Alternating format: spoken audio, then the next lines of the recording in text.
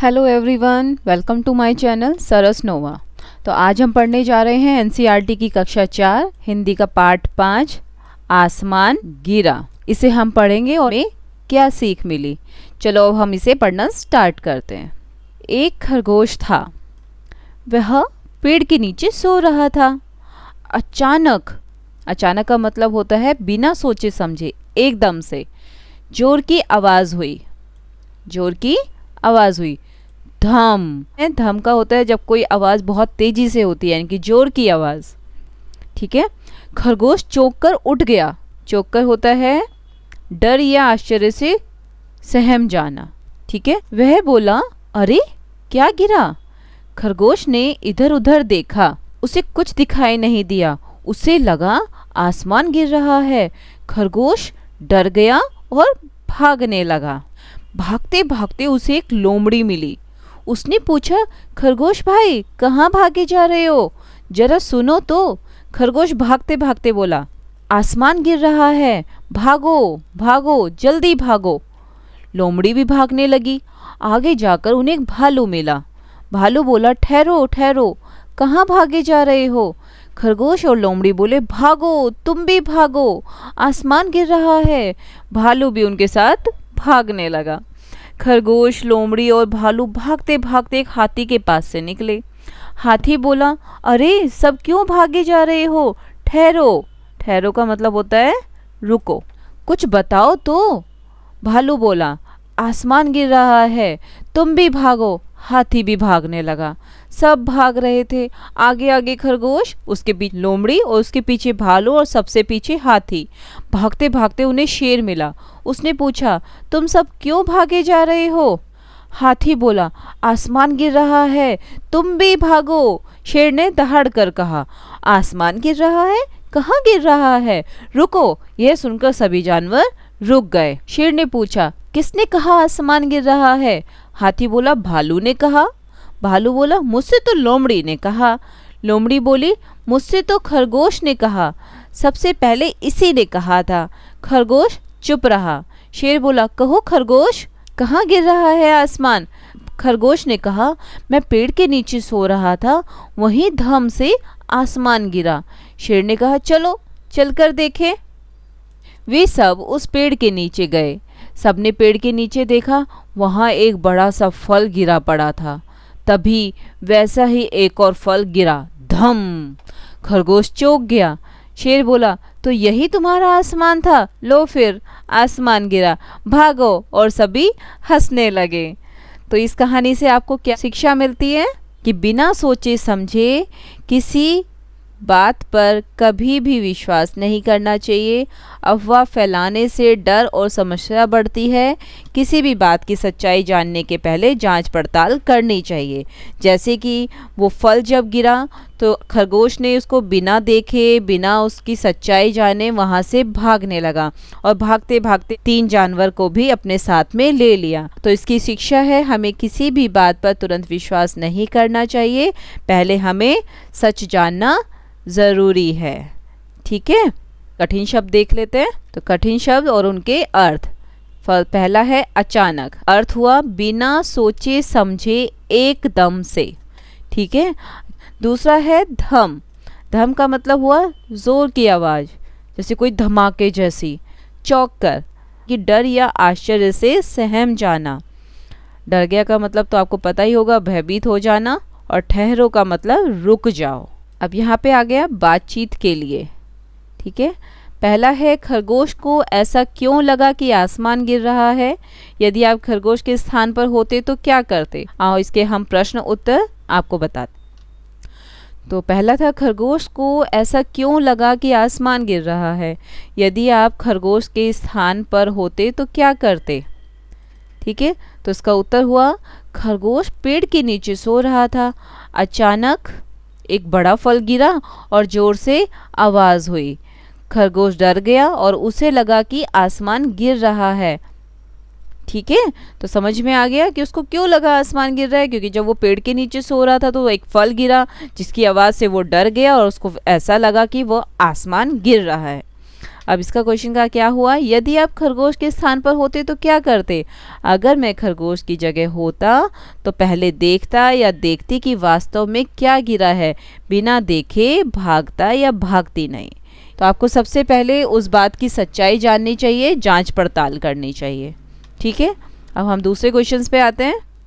क्या आपने कभी आसमान से किसी वस्तु को गिरते हुए देखा है।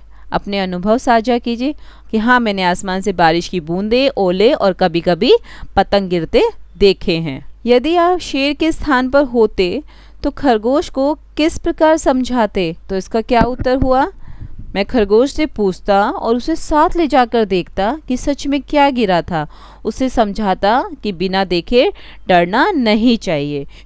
तो इस कहानी से मिलती जुलती कोई दूसरी घटना या कहानी सुनाइए। तो अफवाह फैलने की कई नई कहानियां हैं, जैसे गांव में किसी ने कहा कि भूत है और सब डर गए, लेकिन बाद में पता चला कि वह तो कोई जानवर था। ठीक है, तो इस तरीके की कहानियां बहुत सारी हैं जो अफवाह के ऊपर है। तो ये सारे हमारे चारों क्वेश्चंस हो चुके हैं, ये भी हो गया। पार्ट के भीतर के क्वेश्चंस पढ़ते हैं। निम्नलिखित प्रश्नों के उचित उत्तर पर सही का चिन्ह लगाइए। तो डर कर भागते हुए खरगोश को सबसे पहले कौन मिला था, उसको मिली थी लोमड़ी।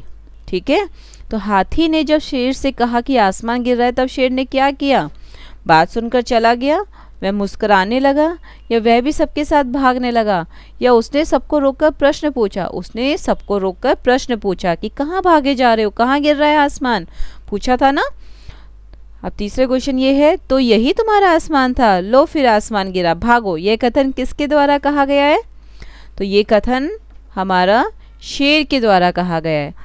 ठीक है, अब इसके बाद है, आपके अनुसार खरगोश के आसपास कौन सा फल गिरा होगा। बताइए कौन सा गिरा होगा। देखो, कद्दू तो नहीं गिरा होगा क्योंकि कद्दू का कोई पेड़ नहीं होता, कद्दू खुद ही क्रीपर है। तरबूज वो भी नहीं। पपीते का पेड़ होता है, कटहल का पेड़ होता है।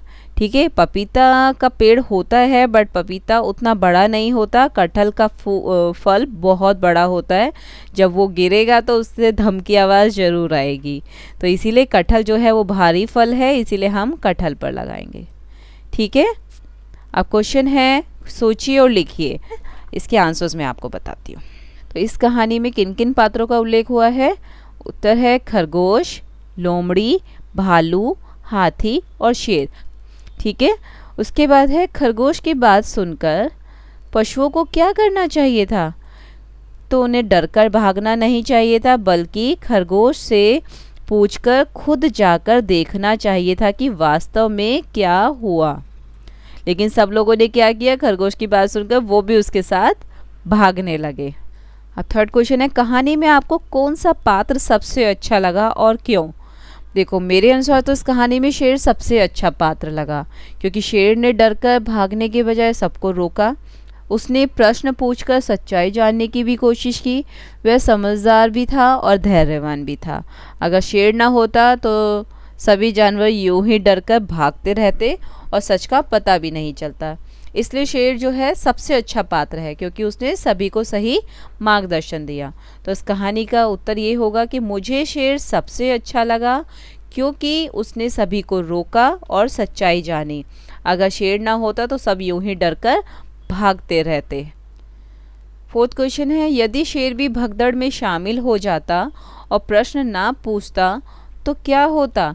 अगर शेर भी भाग जाता तो सब जानवर डरते रहते, किसी को भी सच पता नहीं चलता और सब यूं ही भागते रहते। भाषा की बात। निम्नलिखित पंक्तियों को नीचे दिए गए उचित विराम चिन्हों की सहायता से पूरा कीजिए। ठीक है, अरे इतना बड़ा हाथी, तो ये एक आश्चर्यजनक है। ठीक है, जब किसी चीज़ के लिए आश्चर्य होते हैं तो हम कौन सा विराम चिन्ह लगाते हैं, उसमें लगाते हैं विस्मयादिबोधक। ठीक है, तो इसमें हम क्या करेंगे, यहाँ पे कोमा लगाएंगे और यहाँ पे हम विस्मयादिबोधक साइन लगा देंगे। ठीक है, फिर है, मैंने खरगोश, लोमड़ी, भालू, हाथी और शेर जंगल में देखे हैं। जब हम एक से ज़्यादा चीज़ों के बारे में बात करते हैं, जैसे यहाँ पे अभी जानवरों की बात चल रही है और खरगोश भी है, लोमड़ी भी है, भालू भी है, हाथी भी है, तो हम यहाँ पे क्या लगाएंगे, कोमा। खरगोश, लोमड़ी, भालू और हाथी और शेर जंगल में देखे हैं। तो यहाँ पे आया पूर्ण विराम। ये पुस्तकें किसकी है, जहाँ पे किसकी, क्या, कैसे ये सब आता है वो हमेशा प्रश्नवाचक कथन होते हैं। तो यहाँ पे हम क्या लगाएंगे, प्रश्नवाचक चिन्ह। वाह कितने सुंदर फूल हैं, तो इस कथन में भी विस्मयादि बोधक है, चिन्ह लगेगा और यहाँ पर पूर्ण विराम लगेगा। ठीक है, अब हम आ गए सेकंड में। कहानी में कथन आया है भागते भागते उसे एक लोमड़ी मिली। तो इस वाक्य में जो भागते भागते शब्द युग्म का प्रयोग हुआ है। अब निम्नलिखित शब्द युग्मों की सहायता से एक एक वाक्य लिखिए। तो सबसे पहले है इधर उधर, बच्चे इधर उधर दौड़ रहे थे। तो दूसरा है कभी कभी, इसका क्या वाक्य बना, तो इसका वाक्य बना कभी कभी का कि कभी कभी बारिश अचानक से शुरू हो जाती है। तीसरा है टेढ़ी मेढ़ी। ठीक है, तो टेढ़ी मेढ़ी क्या होती है, टेढ़ा मेढ़ा रास्ता होता है ना, जब हम पहाड़ों पे जाते तो वहाँ के रास्ते हमेशा टेढ़े मेढ़े होते हैं, घुमावदार होते हैं ना, तो हम उसी से एक वाक्य बनाए। टेढ़ी मेढ़ी का वाक्य बना रास्ता बहुत टेढ़ी मेढ़ी पगडंडी से होकर जाता है। ठीक है, अब ये फोर्थ हो गया लंबे चौड़े। ठीक है, तो लंबा चौड़ा का मतलब होता है बहुत बड़ा। तो इसका वाक्य बना आपका राजा का महल बहुत लंबे चौड़े आंगन वाला था। ठीक है, अब हम थर्ड क्वेश्चन पे आए हैं, तीसरे नंबर के क्वेश्चन पे, जिसमें लिखा है निम्नलिखित वाक्यों को ध्यान से पढ़िए और दिए गए उदाहरण के अनुसार प्रश्न बनाइए। हमें इसमें क्या बनाना है, प्रश्न बनाना है। आपको एक वाक्य दिया है जिसको आपको पढ़ना है अच्छे से और उसको आपको प्रश्न बनाना है, यानी कि जो वाक्य होगा वो उस प्रश्न का एक तरीके से उत्तर होगा। जैसे कि यहाँ पे उदाहरण के तौर पे आपको दिया है भागते भागते उन्हें शेर मिला। तो इसका क्या प्रश्न बनेगा, भागते भागते उन्हें कौन मिला। देखो यहाँ पर कौन का प्रयोग करते हुए प्रश्न बनेगा, भागते भागते उन्हें कौन मिला, भागते भागते उन्हें कौन मिला। तो भागते भागते उन्हें शेर मिला। खरगोश पेड़ के नीचे सो रहा था। कहाँ का प्रयोग करते हुए हमें इस वाक्य का प्रश्न बनाना है। तो इसका प्रश्न क्या बनेगा, खरगोश कहाँ सो रहा था। ठीक है, तो जो ये आपका पेड़ के नीचे है ये एक तरीके से आंसर हो गया और आपको यहाँ से लिखना है खरगोश कहाँ सो रहा था। तो इसको हम लिख देते हैं नीचे, खरगोश कहाँ सो रहा था। ठीक है, अब दूसरा है खरगोश भागते भागते बोला। ठीक है, और हमें प्रश्न बनाना है कब से, हमें इसमें कब का प्रयोग करते हुए इसका प्रश्न बनाना है। तो इसका प्रश्न क्या बनेगा, खरगोश कब बोला। तो खरगोश कब बोला। ठीक है, ऐसे ही सेम वहीं धम से आसमान गिरा। इस वाक्य में कैसे का प्रयोग करके इसका प्रश्न बनाना है। तो इसका क्या प्रश्न बनेगा, आसमान कैसे गिरा। ठीक है, आपका घ नंबर का है खरगोश ने लोमड़ी से कहा मैं पेड़ के नीचे सो रहा था, वहीं धम से आसमान गिरा। तो यहाँ पे आपको क्या का प्रयोग करते हुए इसका प्रश्न बनाना है। तो प्रश्न क्या बनेगा, तो इसका क्या होगा, खरगोश ने लोमड़ी से, यहाँ पर आ जाएगा आपका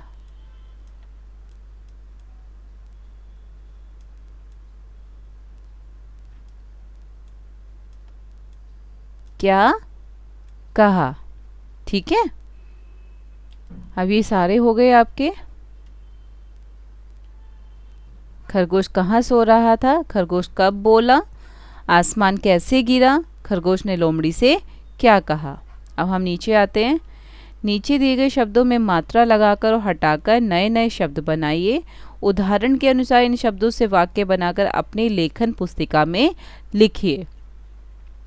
जैसे देखो यहाँ पे उन्होंने एग्जाम्पल दिया हुआ है जिसमें लिखा है बस। बस में हमने मात्रा जोड़ी, ब पे बड़ी की मात्रा, तो क्या बन गया 20। क्या बन गया 20। ऐसे ही यहाँ पर था चला और चला में हमने आ की मात्रा हटा दी तो ये क्या बन गया, चल। ठीक है।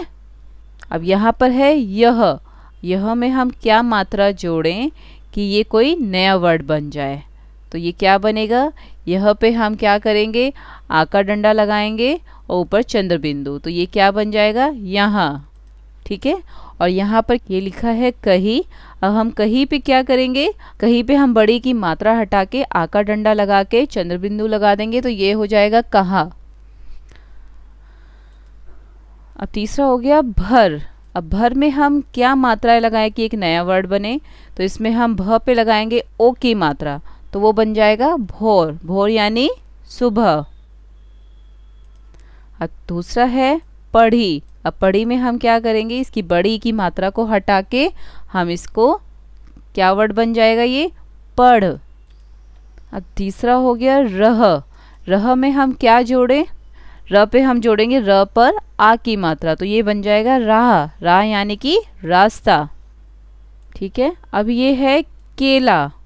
केला में हम क्या करेंगे, इसमें ए की मात्रा बड़े आ की मात्रा हम दोनों हटा देंगे, तो ये बन जाएगा कल, कल। ठीक है। फिर है ये फल, ये हमारा फोर्थ हो गया फल। फल में हम क्या मात्रा जो शब्द बन जाए, तो ये शब्द बनेगा फ पे हम बड़े ऊ की मात्रा लगा देंगे, तो ये बन जाएगा फूल। ठीक है। और ये बना हमारा सेब। सेब में हम एक ही मात्रा हटा देंगे, तो ये बन जाएगा हमारा सब। अब इसके हम वाक्य दिखाते हैं आपको। जैसे हमने यह का यहाँ लिखा था, तो इसका वाक्य बना सुमित यहाँ खेल रहा था। और कहीं का हमने कहाँ लिखा था, तो यहाँ वाक्य बना बच्चे कहाँ खेल रहे थे। भर का हमने भोर लगाया, तो भोर होते ही सभी पक्षी चहचहाने लगते हैं। पढ़ी का बनाया हमने पढ़, जिसमें से हमने बड़ी की मात्रा हटा दी, तो वाक्य बना सभी बच्चे अपनी कक्षा में पढ़ रहे हैं। और रह का हमने राह बनाया, तो वाक्य बना मुझे कल राह में एक चीता दिखा, या लिख सकते हो दिखाई दिया। अब ये है केला, तो ये बना था हमारा कल, जिसका वाक्य बना कल मैंने हिंदी की पुस्तक पढ़ी। घ में हमने फल का फूल बनाया था, क्योंकि हमने फ पे बड़े ऊ की मात्रा लगाई, तो वो बन गया फूल। तो इसका वाक्य बना गुलाब के फूल में बहुत सुगंध आती है। और सेब में हमने स पर एक ही मात्रा हटा के हमने इसको बनाया था नया शब्द सब, तो इसका वाक्य बनेगा आप सब यहाँ क्या कर रहे हैं। अब आसमान पर आधारित कुछ मुहावरे नीचे दिए गए हैं, इन मुहावरों का अर्थ लिख वाक्यों में प्रयोग कीजिए। ये आपका पहला है आसमान छूना। आसमान छूने का मतलब होता है, आसमान छूना का मतलब होता है बहुत ऊंचाई या तरक्की पाना। तो इसका वाक्य बनेगा मेहनत करने वाला इंसान एक दिन आसमान छू लेता है। दूसरा है आसमान गिरना। इसका मतलब हुआ बहुत बड़ी विपत्ति आना या अचानक संकट आना। तो इसका वाक्य बना अचानक नौकरी छूटने पर उस पर जैसे आसमान गिर पड़ा। ठीक है, यानी कि बहुत बड़ी विपत्ति आ गई, तो इसका मतलब नौकरी छूटने पर उस पर जैसे आसमान गिर पड़ा। थर्ड है आसमान सिर पर उठाना, यानी कि बहुत शोर शराबा करना या हंगामा मचाना। वाक्य में आएगा मैच जीतने पर दर्शकों ने तालियों और नारों से आसमान सिर पर उठा लिया। ठीक है, यानी कि बहुत शोर किया। घ है ज़मीन आसमान एक करना, मीन्स पूरी ताकत लगाना, जी जान से कोशिश करना। तो इसका क्या वाक्य बना सैनिकों ने देश की रक्षा के लिए ज़मीन आसमान एक कर दिया। ठीक है, जैसे कि आप ये भी लिख सकते हो या मैंने अपने टेस्ट के लिए ज़मीन आसमान एक कर दिया। ठीक है, यानी कि आपने पूरी ताकत लगा दी उस पेपर को देने के लिए। ठीक है बच्चों, अब हम नेक्स्ट पे चलते हैं। अब ये देखिए चित्र देखकर वाक्य लिखिए। खरगोश डर गया और भागने लगा। इस पिक्चर को देखो आप, इस पिक्चर को देखो, इसमें खरगोश बैठा हुआ है, वो डरा हुआ है ना, इसलिए यहाँ पर चित्र देखकर उन्होंने वाक्य लिखा है, एग्जाम्पल दिया है कि खरगोश डर गया और भागने लगा। अब इस खरगोश को देख के आपको क्या लग रहा है? देखो इस खरगोश के हाथ में एक गाजर है है ना एक गाजर। तो गाजर देख के क्या हो रहा है, खुश हो रहा है। तो इसका क्या वाक्य बनेगा, गाजर पाकर खरगोश बहुत खुश हुआ। ठीक है। उसके बाद आप ये पिक्चर देखो, इसमें क्या हो रहा है, ये घबराया हुआ है। ठीक है, खरगोश घबरा गया। अब हम 4 देखेंगे कि ये यहाँ पे बैठा हुआ है। ठीक है, और वो कुछ परेशान भी लग रहा है, यानी कि वो थक भी गया है। तो इसको हम क्या लिखेंगे, खरगोश थक कर बैठ गया। ठीक है। अब हम नेक्स्ट क्वेश्चन पे चलते हैं, अनुमान और कल्पना। कि कल्पना कीजिए कि यदि खरगोश के स्थान पर शेर और शेर के स्थान पर खरगोश होता तो क्या होता। तो शेर बिना डरे पहले देखता, उसके बाद जाकर वो दूसरे लोगों को बताता कि आखिर वहाँ पे क्या गिरा है। लेकिन खरगोश अगर शेर की जगह पर होता तो वो और भी डर जाता, क्योंकि पहले से ही 3-4 जानवर भागते हुए आ रहे थे कि आसमान गिर रहा है। तो खरगोश तो डेफिनेटली ही और डर जाता। सेकंड क्वेश्चन है कि कहानी में खरगोश कुछ गिरने की ध्वनि सुनकर घबरा गया। यदि ऐसी ही ध्वनि हाथी ने सुनी होती तो क्या वह भी इतना घबराता। नहीं, अगर हाथी ने ये आवाज़ सुनी होती या ऐसी ध्वनि सुनी होती तो वह शायद इतना नहीं घबराता, क्योंकि हाथी बहुत समझदार होता है। ठीक है। अब इसमें थर्ड क्वेश्चन हो गया, यदि खरगोश के स्थान पर कौवा चौंक जाता और उड़ने लगता तो उसे रास्ते में कौन कौन मिलता और उससे क्या क्या पूछता। तो अगर खरगोश की जगह कौवा होता तो वह उड़कर जाता और रास्ते में लोमड़ी, भालू और शेर जिनसे भी वह मिलता वह सबको कहता कि आसमान गिर रहा है। ठीक है। तो इसका मोरल ऑफ द स्टोरी यही है कि बिना सोचे समझे किसी भी बात पर विश्वास नहीं करना चाहिए, पहले सच जानना बहुत ज़रूरी है। अब इसमें करते हैं, ये देखो, ढूंढिए और गिनिए। नीचे दिखाए गए चित्र में पात्रों की संख्या गिनकर रिक्त स्थान पर लिखिए। तो आपको लिखा है यहाँ पे कौन कितनी बार आया। अब ये यहाँ पे लोमड़ी है, यहाँ पे लोमड़ी देखो 1 2 3, 1 2 3। तो यहाँ पे लोमड़ी कितनी बार आई है, 3 बार आई है। अब यहाँ पे क्या है, ये बिल्ली। अब बिल्ली काउंट करते हैं, 1 2 3 और एक ही यहाँ पे बैठी है 4। ठीक है। तो यहाँ पे हम क्या लिख देंगे, 4। अब यहाँ पे ये भेड़ है, भेड़ हम गिनते कितनी है, 1 2। यहाँ पे भेड़ है 2, तो यहाँ पे हम लिख देंगे 2। और नीचे ये भालू है, भालू यहाँ पे देखो कितने हैं, 1 2। तो यहाँ पे भालू भी 2 ही हैं, तो यहाँ पे हम लिख देंगे 2। अब ये है कलाकारी, दिए गए चित्र में रंग भरिए। तो इसमें आप अच्छे अच्छे से रंग भरना, सुंदर तरीके से, साफ सुथरे तरीके से, इसमें प्यारे प्यारे कलर भरना। ठीक है। चेरापूंजी के मेहमान। तो इसको हम पढ़ते हैं, चेरापूंजी कहाँ है, चेरापूंजी मेघालय में पड़ता है, जहाँ पे बहुत बारिश होती है। ठीक है। तो ये है जुलाई का महीना था, 1 महीने से बारिश 1 मिनट के लिए भी नहीं थमी थी। थमी का मतलब होता है रुकना। ठीक है। तो जुलाई के महीने में तो वैसे ही मानसून आ जाता है, आपको भी पता है कि हर जगह बारिश होती है, और इसीलिए वहाँ पर भी 1 महीने से 1 मिनट के लिए भी बारिश नहीं रुकी थी। तो उन दिनों मैं सोहरा, जो आज का चेरापूंजी है, यानी कि चेरापूंजी का पुराना नाम है सोहरा, वहाँ के स्टेट बैंक में काम करता था। जिसने ये कहानी लिखी है वो अपनी कहानी बता रहा है कि उन दिनों मैं सोहरा, यानी कि आज का जो चेरापूंजी है, कि स्टेट बैंक में काम करता था। कि मेरा घर बैंक के ठीक ऊपर वाले माले पर था। माला मतलब फ्लोर। एक दिन जब मैं घर आया तो देखा घर पानी से भरा हुआ है, पूरा घर पानी पानी था। मुझे लगा कि सेंगमा यानी कि जो उसका देखभाल करने वाला पर्सन था, से कोई नल खुला रह गया होगा। मैंने सारे नल देखा तो सभी अच्छी तरह से बंद थे। मैंने तुरंत सेगमा को बैंक से बुलवाया। वह भी घर देखकर हैरान था। बोला, सर कहीं पानी की टंकी तो लीक नहीं कर रही है। हमने उसे भी देखा पर कुछ समझ नहीं आ रहा था कि बात क्या है। तभी मेरा टिफिन लेकर कांग आई। उन्होंने पहले घर को देखा, फिर मुस्कुराते हुए पूछा, खिड़की खुली थी क्या बाबा? मैंने कहा हाँ। वे हंसी और बोली, खिड़की खुली रखेगा तो बादल तो घर में आएगा ही ना। मैं बोला, बादल? वे बोली, हाँ बादल। बरसाती दिनों में बादल बहुत नीचे तैरते हैं। ऐसे में खिड़की दरवाजे खुले मिल जाएं तो वे घर को अपना घर समझकर चले आते हैं और सब कुछ गीला कर जाते हैं। तो समझ में आया कि चेरापूंजी में इतनी बारिश होती है कि अगर उन्होंने अपने खिड़की दरवाजे खुले रह जाते हैं तो बादल बहुत नीचे आए रहते हैं तो सारा पानी उनके दरवाजे और खिड़की में से घर के अंदर चला जाता है। तो ये कहानी लिखी है मिताली अहीर ने। आशा करती हूँ आपको ये पाठ बहुत अच्छे से समझ आया होगा। आगे के पाठों के लिए भी मेरे चैनल को सब्सक्राइब करना ना भूलें। Please subscribe my channel. Thank you.